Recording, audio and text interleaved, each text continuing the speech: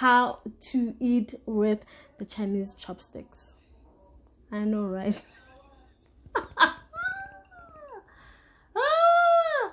Okay, I'm about to eat with the Chinese chopsticks on camera.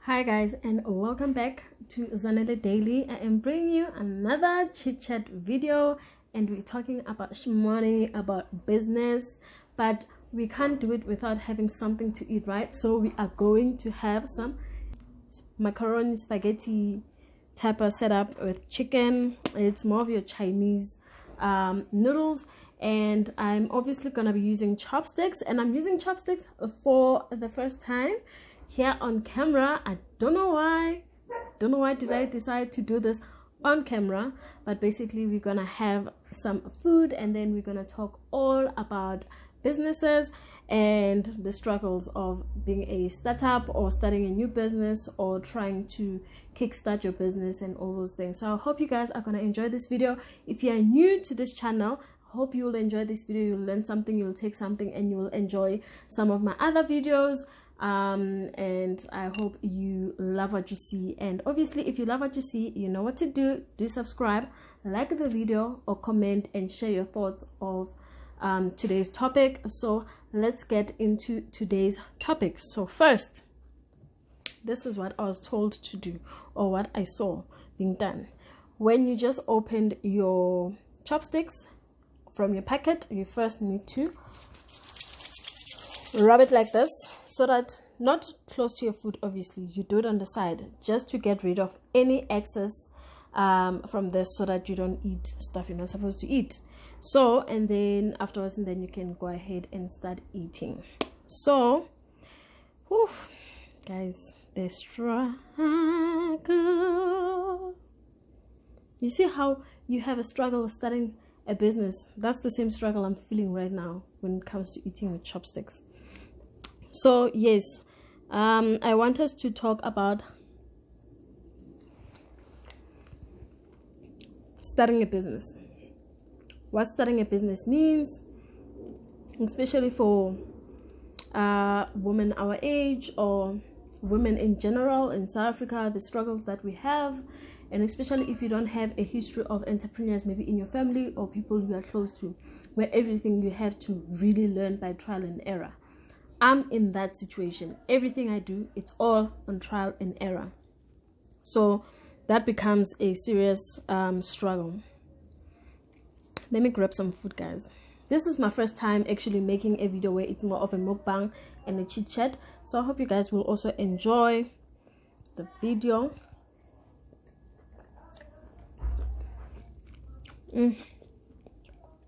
This tastes so good. Oh, and Bay made the food, so yeah, I'm enjoying it. But basically, my first big struggle, it'll have to be finance. Finance is a big struggle when it comes to small businesses, small startups, especially if you're not working. And I'm working, and already I'm seeing flames finance wise.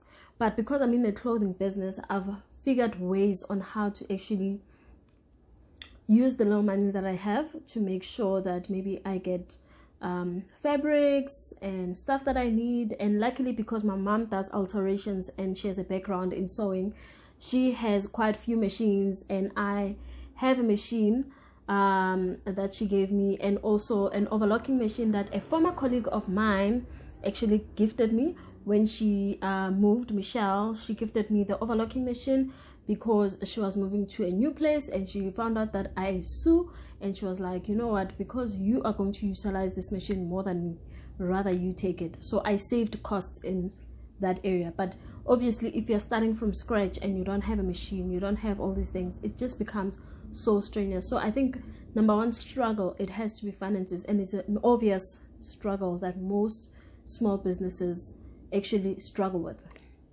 So basically, what I do, or what I'm currently doing, is putting extra money from my income into my business, whether it's buying material, buying thread, buying things that I need to sew and all those things, or paying or putting in petrol to go and stock up on stuff and all those things. That's what I basically do, and how I try to minimize those problems in terms of finances. But basically, if you are not working, it becomes more of a struggle, and that's where you need to increase your strength in other areas to start up your business, like your skill, and find ways on how you can make money that can fund your business. Or when you're going to advertise, find ways to advertise before you have the product or something, you understand? But for me, I always prefer to actually have a product at hand, so that I know what I'm selling and the quality of the stuff that I'm selling, or the stuff that I've made and all those things. I rather have the final product. I've seen that for me, I feel 10 times better when I do it like that, and I'm more confident in what I'm putting out to customers and to potential clients and people who want to buy or who want to view my work. I just find it easier. Number 2, in terms of what is on my mind in terms of struggles, it has to be getting the clients. Getting the clients is not, guys, I'm seeing flames here. Akusebenzeki. Akusebenzeki. Le ticks lesi zenza into zayo, but ngoba sithanda izinto, we like things. We like looking like we know things. You know, we're gonna be out here trying to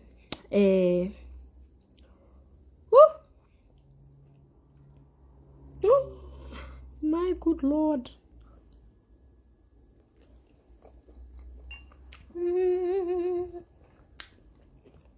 I'm getting it, guys. I'm getting it. So, second struggle is getting clients. Getting clients. Let me finish eating. Getting clients is difficult for me. I'm not sure from another perspective. Also, it depends on the number of people you know, the number of influence you have, the number of followers if you are doing it via social media instead of maybe door to door in person. Those are the factors, but the most important factor is how to actually market your business and your brand. And that's one of my struggles, because social media, I love it, I hate it. Anyway, so to be fully on all the time, sometimes it's the struggle, but it's a skill I'm willing to develop, because I need to put the product out there for people to know what I'm selling, to know what my product is about and all those things. I have to put the information out there, and I don't have the means right now to hire somebody to be a social media manager or to market for me. So it's one of those skills that I'm developing so that I can be able to market my business and potentially get more clients through advertising and giving my product more exposure and all those things. Because I won't say I'll have to pay influencers. I can't pay influencers yet because I'm a small business. But basically, that's struggle number 2, getting clients. Struggle number 3, it's still related to struggle number 2, but having that social media presence. It can be very difficult if you are someone who's very much of an introvert. I don't have too many friends. I don't go out as often. I'm not that out there. So everything I do, most of the time, it's within closed spaces with very few people and all those things. So sometimes it becomes a struggle, but I'm learning through other content creators in terms of how to create content, because now it's mostly based on how do you create content, how do you sell the product out there to the next person. So that's one of the third struggle that I would say most small businesses struggle with, because it also depends on not just the number of followers, but the number of followers that can actually view your product and turn that into sale. I can have 100,000 of followers. If I put a product and they're not selling, that 100,000 won't mean anything. So building that social media presence, creating content for the business and all those things, it requires a lot of developing new skills and also removing self-limiting beliefs and putting yourself out there, which is very difficult because you become vulnerable, and it requires more effort. And I won't say more effort because to other people it may be effortless and all those things, but to someone who's closed up like me, it requires more effort to actually put myself out there. So that's one of my other struggles. My fourth struggles, I said money, getting customers, and social media, in terms of creating that social media presence. And another skill, man, I won't say it's a struggle, but it's something that I feel most small businesses may battle with. It's those self-limiting beliefs. Is the product worthy? Do you think people will like it? Do you think what?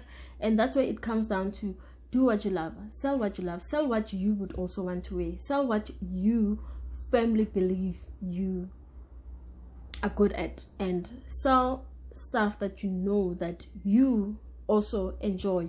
You like the quality of that product, you like wearing those particular items, so that even when you sell it, you can easily understand the market that you're selling it to, the people that you're selling it to, the person that you want to grab the attention of. So those are some of the things that I feel small businesses struggle with, and I feel we can tackle.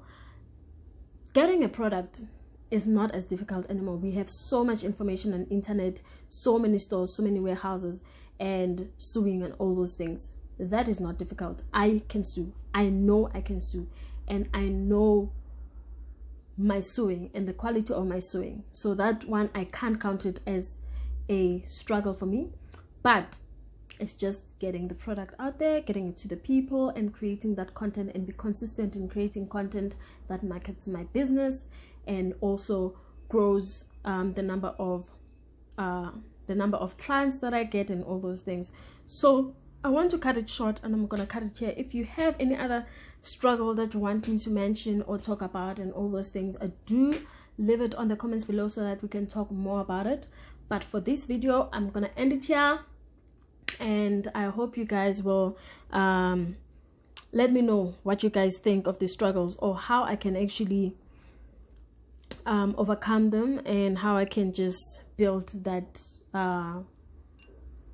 build a business and all those things. So for anything regarding my business and my clothing line, it's Eventuary Boutique, at Eventuary Boutique on Instagram, and my active wear line, it's Fizz, at Fizz Gymwear, also on Instagram. So I hope you guys will follow the pages just to see more of what I've done in the past few months. We are relaunching back and adding new products, so do look out for that. Otherwise, I'll keep updating you guys maybe once a month, and just tell you guys, or do a haul of some of the products that I have, some of the clothes that I have, and all those things. But I hope you guys enjoyed this video, and thank you for watching till the end.